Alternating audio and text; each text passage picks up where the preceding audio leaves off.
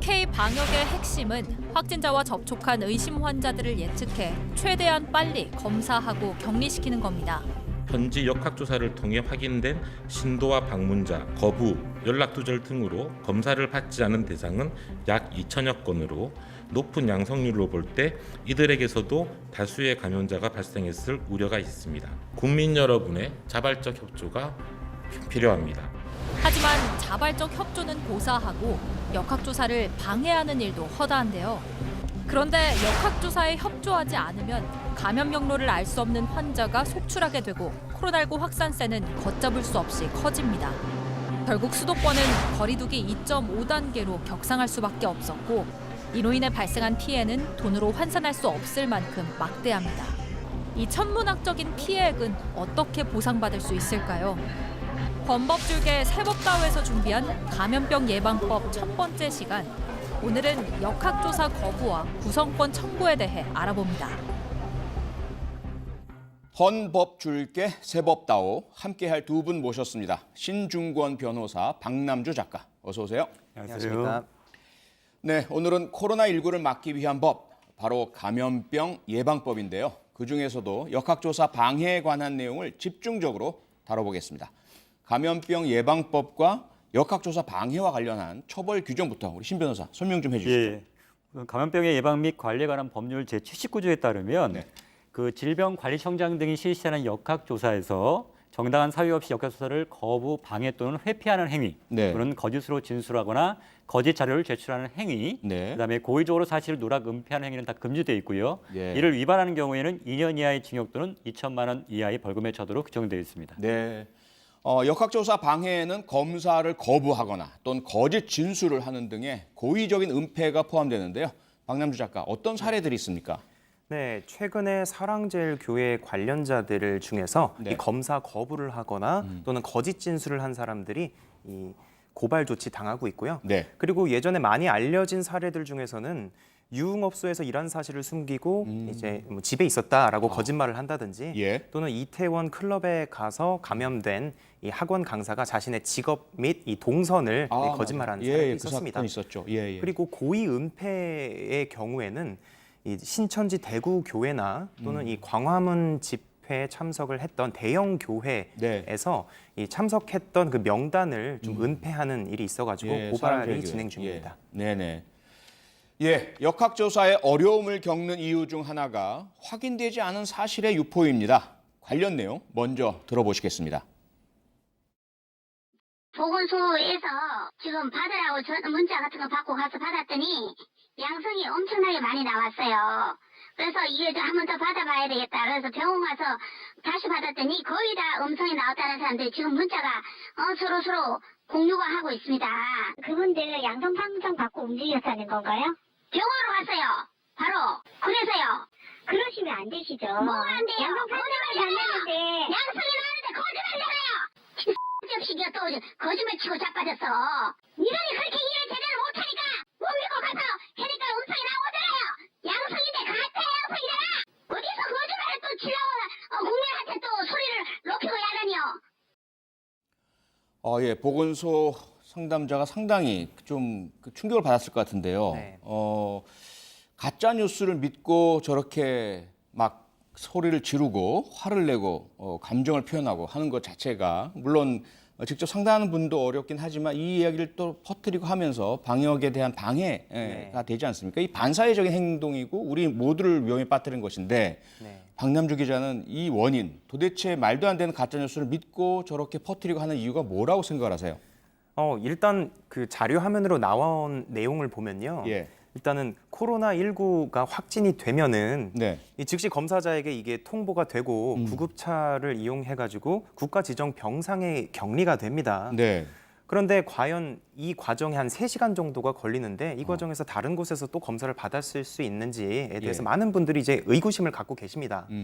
그런데 이 국민들께서는 사실 이 코로나19가 확산되는 것은 이 검사가 잘못되었기 때문이다. 사실 어허. 그렇게 위험하지 않다라는 것을 사실을 믿고 싶은 그런 아하. 불안감을 노린 그런 뉴스들이 퍼져서 아하. 그걸 믿고 싶은 마음에 이것들이 퍼지는 것 같습니다. 예, 소위 말하는 인지 부조화네요. 자신의 마음 속에는 코로나19 좀 별거 아니었으면 좋겠고, 네. 자신의 생활 또는 영업 계속 했으면 좋겠는데, 네. 당국의 발표는 그게 아니고 자꾸 사회적 거리도 유지해야 되고, 활동도 줄여야 되고, 사람도 못 만나고, 또는 영업도 못 하고 이러니까 그 부분을 믿고 싶은 가짜 뉴스가 왔을 때 확 거기에 마음이 통하는, 그래서 인지 부조화를 해결하는 요인으로 가짜 뉴스에 의존하는 이런 현상이라고 좀 설명과 이해가 되는데요. 네. 신 변호사, 예, 예. 뭐 우리가 이렇게 이해를 한다 해도 그런 가짜 뉴스를 만들고 전파하는 것이 우리 모두를 위태롭게 하는 반사회적 행동 아닙니까? 그렇습니다. 처벌받아야 되는 거 아닌가요? 예, 그렇습니다. 지금 현재 코로나19 확진자가 급증하면서 공포 분위기가 확산되고 있고요. 네. 그래서 사람들의 공포심을 이용한 가짜 뉴스가 크게 늘고 있는 상황입니다. 예. 그래서 가짜 뉴스에 적용되는 가장 지적인 법률은 정보통신망 이용 촉진 및 정보 보호 등에 관한 법률인데요. 네. 이 경우에 공포심이나 불안감을 유발하는 문자나 부호, 음향, 화상 또는 영상을 반복적으로 도달하게 하는 경우에는 1년 이하의 징역 또는 1,000만 원 이하의 벌금에 처하도록 되어 있지 않습니까? 네네. 이에 따라 처벌이 가능하고요. 예. 또 한 가지는 가짜 뉴스를 통해서 이제 방역 당국의 업무를 방해하는 경우에는 네. 이 위계에 의한 공무집행 방해죄로도 처벌이 가능합니다. 그래서 아하. 실제로 실형까지 선고되는 사례가 지금 나타나고 있고요. 네네. 다만 이제 감염법 예방법의 역학조사 방해 한 유형으로 이 가짜뉴스 유포를 네. 규정을 하고 이에 예. 대해서 처벌하는 명문의 규정을 두는 게 어떠냐 아하. 하는 이런 주장들이 좀 점차 설득력을 얻고 있습니다. 네. 그러니까 형법이나 다른 법을 원용을 해서 예, 예. 처벌할 수밖에 없는 상태다 보니까 감염병 예방법 자체에서 처벌 규정을 두는 것이 훨씬 더 그렇죠. 이런 상황에서는 더 유용하다는 말씀이신데요. 그렇습니다. 우리가 뉴스를 접하다 보면 방역 당국이나 지방자치단체에서 너무 힘들고 어려워서 예.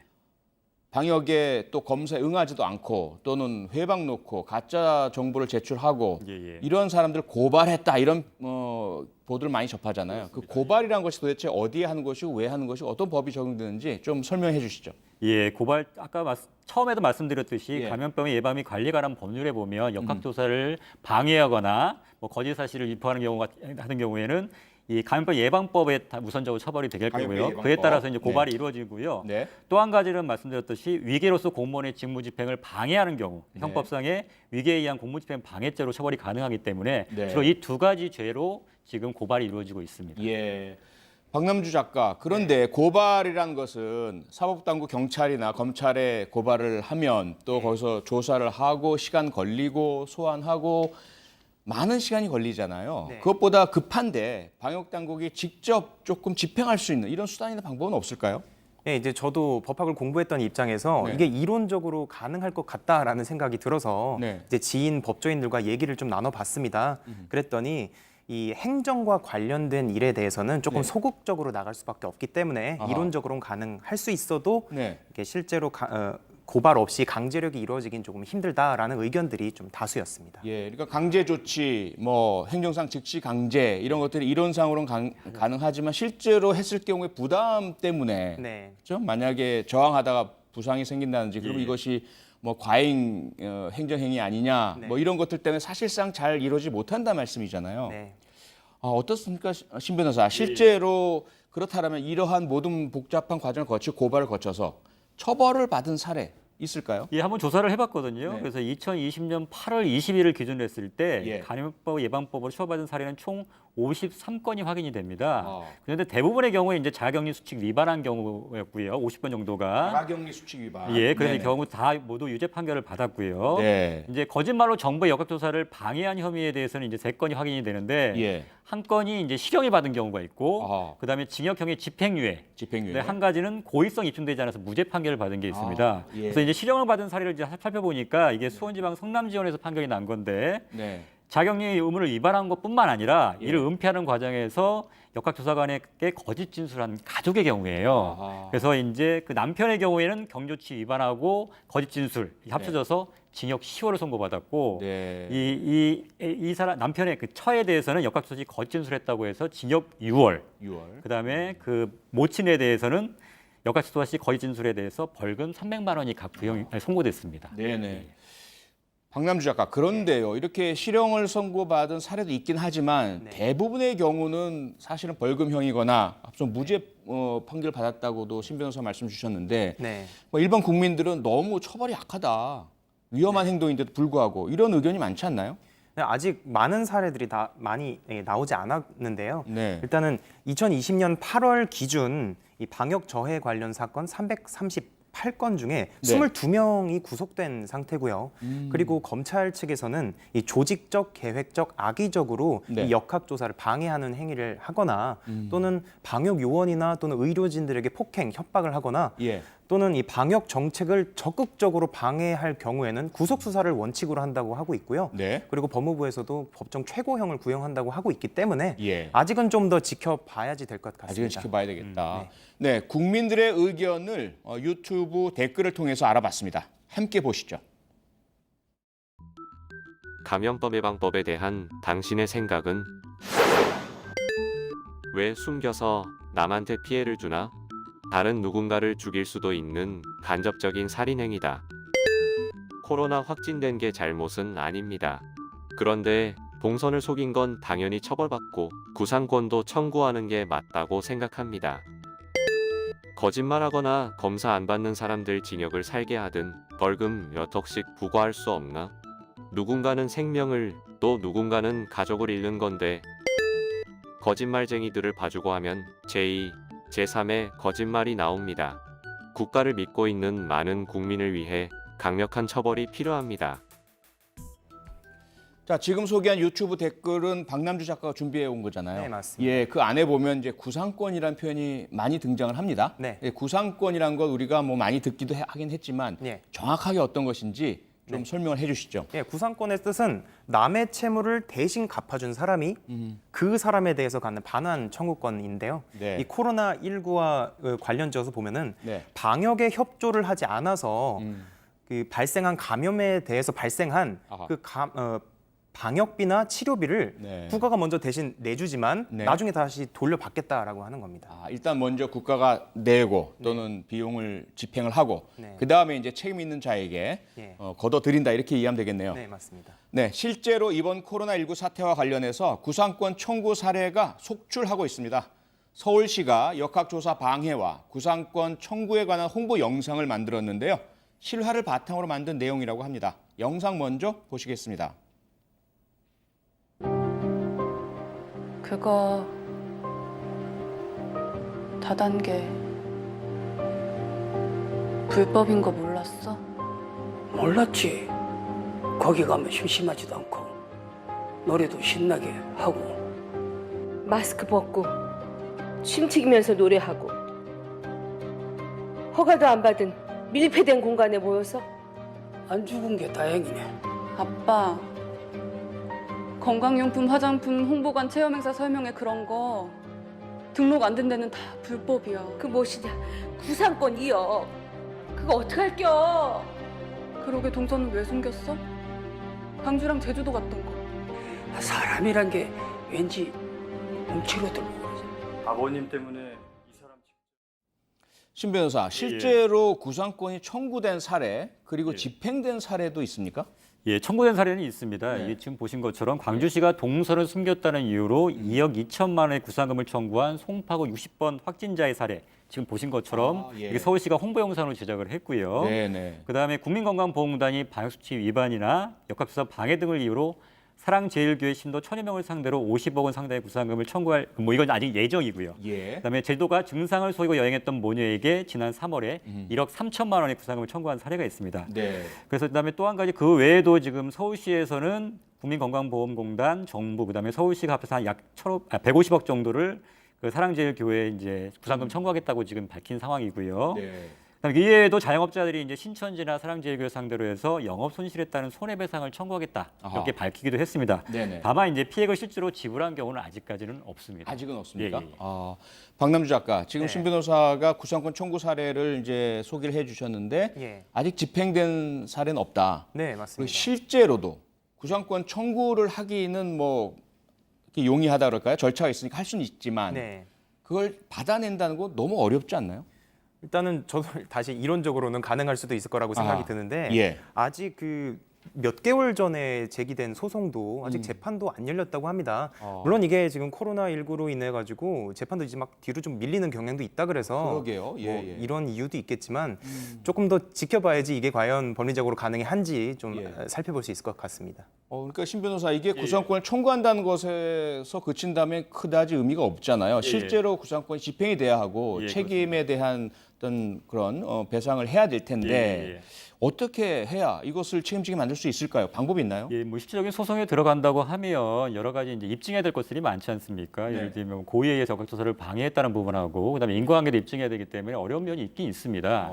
하지만 지금 어차피 이를 통해서 여러 가지 막대한 손해가 발생했기 때문에 그 부분에 대해서는 당연히 국가 당국이나 아니면은 여러 가지 단체에서 이 부분에 대해서는 소송을 어렵다 하더라도 당연히 소송을 제기해서 앞으로의 경우에도 만약 이런 행위를 조직적으로 방해하거나 이런 경우에는 사실상 이렇게 막대하게 우리가 손해를 배상할 부상을 당할 수도 있다라는 것이 인식이 돼야 사실상 앞으로도 이런 것들을 막을 수가 있거든요. 그렇죠. 그래서 그런 면에서는 지금 반드시 이 구상금 청구는 필요해 보이고요. 네. 그래서 지금 우선은 나중에 판결을 받는다 하더라도 나중에 집행의 문제는 또 별개의 문제이기 때문에 네네. 그걸 예방하기 위해서는 미리 청구하기 전에 재산을 파악해서 가압류 등의 보존 조치를 하는 게 필요합니다. 지금 사랑제일 같은 경우에는 지금 보상금이 지금 규모가 어느 정도 지금 확보돼 있는 부분이 있기 때문에 네네. 그 부분에 대해서 이제 가압류 하는 등의 조치를 취한다면 나중에 이제 판결에서 승소하게 되면 집행의 문제는 좀 해결되지 않을까라는 생각을 해봅니다. 예. 네, 반드시 소송을 통해서 구상이나 배상을 받아내는 것도 중요하겠지만 그 결정이 내려졌는데 실제 재산이 없다면 받을 게 없으니까 예, 신 변호사 말씀은 그 전에 재산을 빨리 파악을 해서 묶어놔야 되겠죠. 예, 가압류 등을 통해서 묶어놔야 된다. 예, 아주 중요한 말씀 같습니다. 코로나19 사태가 쉽게 진정될 것 같지는 않습니다. 법이 병을 낫게 할 수는 없지만 그 확산을 막는 데 도움을 줄 수는 있을 것입니다. 헌법 줄게 새법다오에서 코로나19 확산을 막는 데 도움이 되는 새 법을 제안해 보겠습니다. 정당한 사유 없이 역학조사를 거부하거나 방해, 회피한 경우 또는 거짓으로 진술하거나 거짓 자료를 제출한 경우 고의로 사실을 누락하거나 은폐한 경우 처벌하는 것이 현재의 감염병 예방법입니다. 이러한 내용의 헌법을 방해 활동을 방해하는 경우 가중처벌하고 구상권 청구가 용이하도록 법적 근거도 마련해야 할 것이며 조직적인 방해가 확인된다면 징벌적 손해배상 청구가 가능하도록 법 개정을 제안합니다. 네, 신 변호사께서 이러한 새법 제안에 대해서 좀 이유와 의미 설명 좀 해주시죠. 예, 지금 감염병 예방법에 여러 가지가 규정되어 있긴 하지만 좀 불분명한 면들이 좀 많습니다. 아까 말씀드렸듯이 예를 들면 허위 사실 유포, 그러니까 거짓 뉴스를 퍼뜨리는 경우 같은 경우에도 이 역학조사에 거부하거나 방해하는 거에 준하도록 그게 명확하게 규정을 해놓는다면 다른 법을 적용할 필요 없이 이 법 자체로도 처벌이 가능할 것으로 보여지고 지금 현재로 봤을 때는 사실은 처벌의 수위가 높지는 않은 편입니다. 그러다 보니까 이게 좀 차라리 벌금 내고 만다 이런 사실인다 이런 말도 지금 돌 정도로 이걸 지키지 않은 분들이 생기거든요. 그러니까 이걸 좀 가중 처벌할 필요도 있고 지금 말씀하신 것처럼 금전적으로 사실은 손해배상을 구하도록 하는 부분이 어떻게 보면 가장 예방적 효과가 가장 크다고 볼 수 있거든요. 그래서 여기에 대해서는 징벌적 손해배상도 한번 검토해 볼 필요가 있지 않나라는 생각이 듭니다. 네, 그러니까 지금도 예를 들어 형법이나 정보통신망법에 의해서 처벌할 수 있는 그런 고발 조치를 통해서 그런 간접적인 방법도 있고 구상권이나 손해배상 등 민사적인 방법도 있긴 하지만 감염병 예방법 내에 그것이 안 마련돼 있으니까 사실 이렇게 코로나19 방역에 대해서 거짓하고 또는 응하지 않고 하는 것에 대해서 그다지 무서워하지 않는다는 말씀이잖아요. 그래서 이것을 좀 감염병 예방법에 그 조치들을 만들고 특히 징벌법 손해배상 조금 더 필요해 봅니다. 우리가 많이 들었지만 징벌법 손해배상 제도가 뭔지 이게 지금의 짧게? 경우에는 당연히 본인이 입은 손해에 대해서만 딱 그거 인과관계 입증되는 손해에 대해서만 사실은 이게 배상하도록 지금 규정이 돼 있습니다. 그러니까 100원 손해 입었으면 100원 배상하는 거고. 근데 이게 그러다 보니까 이제 사실은 아이고 내고 말지 이런 생각을 할 수 있습니다. 근데 이게 그런 이 사건만 해당되는 게 아니라 이런 행위들 자체가 여러 가지 또 영향을 미칠 수 있기 때문에 이런 경우에 아니라 말 그대로 징벌적으로 이 경우에 그 원래 발생한 손해보다도 확실하게 더 크게 많은 금액을 징벌적으로 손해배상으로 산정한다면 그게 약간 어떻게 보면 예방적 효과가 발생하기 때문에 사람들이 좀 약간 주저하게 되지 않을까 이런 차원에서 지금 논의가 되고 있는 것입니다. 그러니까 외국에서 수십억, 수백억 배상 매기는. 네, 마무리할 시간이 된 것 같고요. 과연 감염병 예방법 어떻게 강화해야 될지 촌철살인 한마디를 여쭤보겠습니다. 우선 신중근 변호사부터요. 예, 내가 거부한 코로나 검사 내 가족의 생명을 위협합니다. 네, 박남주 작가는요.